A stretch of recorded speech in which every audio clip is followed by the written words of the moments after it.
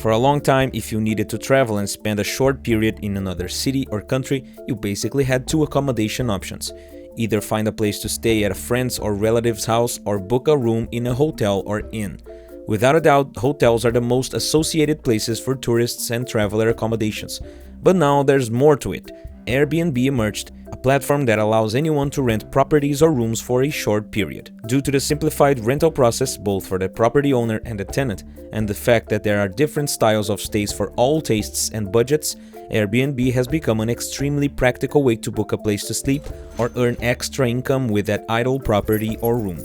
This feature was one of the points that made the platform so successful, reaching the status of a unicorn startup just a few years after the initial idea. But as with everything in life, the popularization of Airbnb has brought a series of consequences, some good and some not so much. The rapid spread of short-term rental supply and demand has affected residential communities and the real estate market in ways probably not even the platform's creators imagined. Thus, some see Airbnb as an enemy, others view it as an efficient way to increase income or find accommodations at an affordable cost. But is Airbnb a hero or a villain? In this video, we discuss some positive and negative aspects of the service and try to uncover what exactly the Airbnb effect is. But first, we need to understand how the platform was born.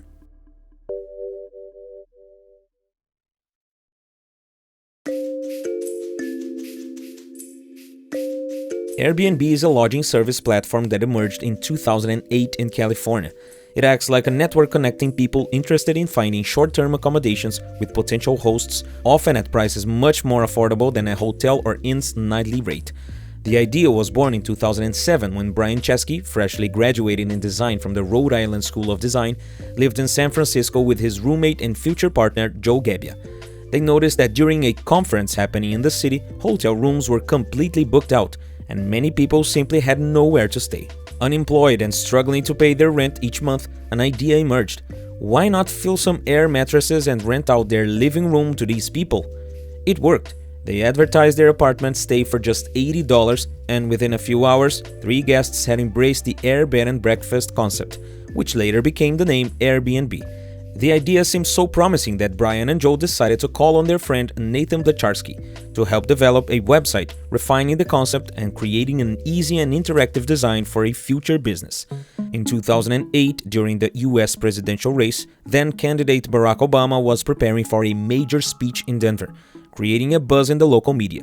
There were only 27,000 rooms available, while the city expected over 80,000 visitors to watch Obama. Once again, Brian and Joe saw in the crisis an excellent business opportunity. They relaunched their website, and in just 1 week, they went from no listings to 800 potential hosts, a promising start. Despite financial difficulties after Obama's fateful speech, they had confirmation that their business idea would work. It wasn't long before the site began to take off and expand to neighboring cities.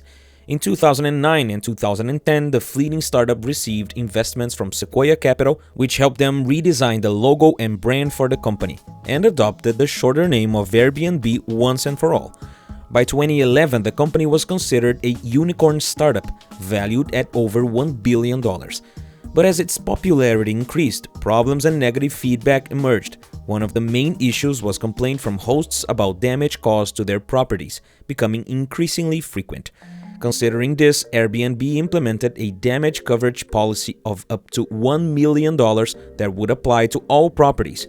One of the co-founders, Brian Chesky, emphasizes that this policy is part of a framework that allows Airbnb to be a business based on trust, which made it possible to expand to over 190 countries around the globe. The business expanded so much that the idea, which seemed crazy, gained space and sympathizers as people realized that Airbnb is a reliable platform. The company decided to invest in professional photography services to showcase the potential of accommodations, in addition to paying special attention to customer reviews after a stay, resulting in a transparent website.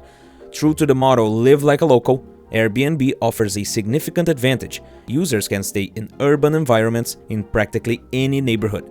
This way, it's possible to get a taste of the daily life of a resident of a certain city, observing the culture and customs more closely.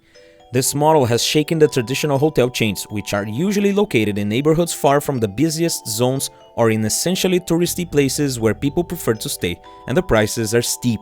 Moreover, Airbnb also stimulates the local businesses of suburbs not aimed at tourism at any time of the year. Thus, it's possible to have more authentic experiences, like exploring the city's places on your own without the constraints of a tour guide or being limited to places everyone always visits. But the advantages of Airbnb are not only for those needing accommodation. The platform emerges as an opportunity for extra income from an asset that is most often seen as passive, our own house. Turning your own house or part of it into an active asset, that is, one that generates income, can be very profitable as little investment needs to be made. You just need to provide a space temporarily. However, not everything is a bed of roses. The rise of Airbnb has brought negative effects to local economies more than you can calculate. In addition to the hotel industry, which was the first to feel the impacts, the entire real estate market may have been severely affected by the platform. But how?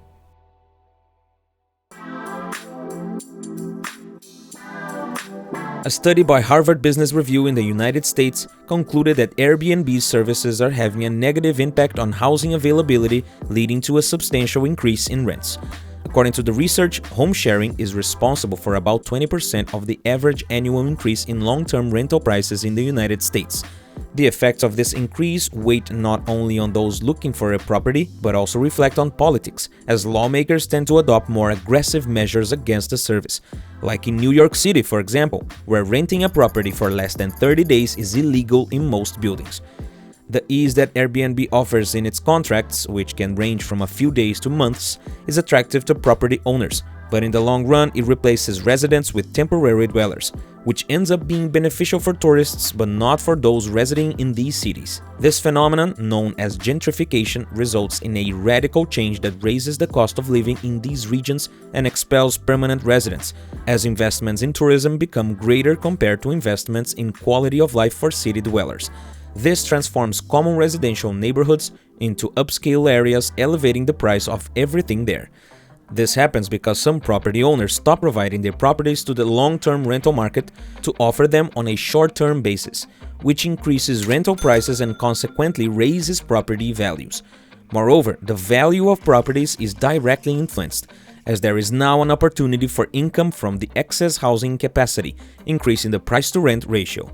However, not everyone owns properties solely to rent them out, leading to situations such as landlords and tenants sharing the same space, or even as the landlord renting out their home for a period when they will be out of town, for example.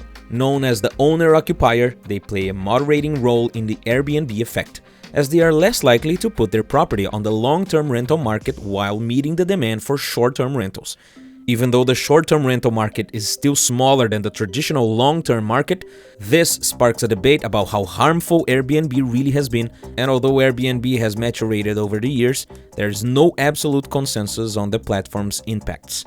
According to the article, The Effect of Home Sharing on House Prices and Rents, Evidence from Airbnb, while Airbnb and proponents of the sharing economy argue that the platform is not responsible for the increase in house and rental prices, critics of this movement argue that Airbnb increases housing costs for local residents. In another study, The High Cost of Short-Term Rentals in New York City, the results are even more striking. 2/3 of the revenue from Airbnb rentals is illegal. According to local laws, between 7,000 and 13,000 rentals migrated from long-term to short-term, and Airbnb's popularization contributes significantly to gentrification in New York City. But a study titled The Effect of Short-Term Rentals on Residential Investment states that short-term rentals platforms like Airbnb can increase residential investments in the cities where they operate, encouraging residential development. Moreover, the study concludes that not all short-term Airbnb rentals result from the conversion of long-term rentals, as some short-term rentals are created as a result of the construction of new housing units. Amidst this flood of arguments, authorities worldwide are taking alternative measures for the operation of their services. But the question remains, are these measures effective? In an attempt to mitigate Airbnb's effects on local communities, some countries have implemented regulatory measures on this service, which has caused concern for many, where the influx of tourists has not pleased everyone. In the city of Barcelona, for example, those who wish to rent a property via the app must pay a fee to the tourism department, and homes and apartments that are unoccupied can be confiscated by the city council. In Berlin, Germany, since 2016, the government has imposed restrictions against short-term rentals, even requiring owners to obtain legal permission to rent out 50% or more of their home. The situation became so serious that even the Court of Justice of the European Union intervened, and in 2020 decided that countries could limit the number of properties for short-term rental. This was mainly due to the 2020 pandemic, which made the effects of Airbnb on local community life even more evident. Cities like Paris and Barcelona, for instance, saw their historic center empty during the pandemic, not only because of sanitary restrictions, but also because their original residents were displaced to other parts of the city due to the significant increase in the cost of living. However, one of the biggest challenges when thinking about solutions is the lack of data from the platform itself, which has been widely criticized for not being transparent. Airbnb has been seeking to understand the complaints of local governments so a consensus can be reached, where the ideal, according to some, would be a modern and simple registration system for short-term rentals, even with some restrictions. In London, one of the cities most affected by Airbnb, the platform itself limited the frequency in which hosts can rent their homes, in response to complaints from local authorities. But even as it collaborates with restrictive measures, these constraints can certainly slow the platform's growth. Airbnb representatives argue that the service helps diversify tourism and trade in cities, as well as reduce overcrowding in tourist neighborhoods and spread the economic benefits, which usually end up in the hands of large hotel chains. The travel and tourism industries continue to grow faster than any other platform similar to Airbnb. But the positive impacts of this shared economy, diversifying the number of visitors a city receives and boosting the economy practically all year round, cannot be denied. The fact is that Airbnb is not the first and will not be the last company to alter city dynamics, just as Uber, for example, has completely changed how transportation occurs. Governments may regulate, but in New York City, some owners who rent their apartments choose not to comply with the laws, knowing that the city council cannot enforce them. However, the noose is tightening for those who violate the laws, and New York City Council is becoming more vigilant, bringing more stringent regulation on the way. But what I wonder is oversight and regulation necessary? If there's a demand for these rentals, it should be up to the property owner to decide what is best to be done with what's theirs. If the price of housing for renters is becoming too high as a consequence, it is a sign that they should not live there. What do you think about that? And also, what do you think about gentrification and Airbnb? Leave a comment below. Now, we have a video about the apocalypse of Airbnb and how the platform somehow is getting worse with the popularity. Issues such as growing safety concerns, reports of problematic rentals, and misleading advertisements of accommodations became increasingly common, leading customers to question the reliability of the Airbnb method and if this could be the apocalypse of Airbnb. So, to watch this video, click on it right here and I'll see you there. That's it for this video, see you later, bye bye!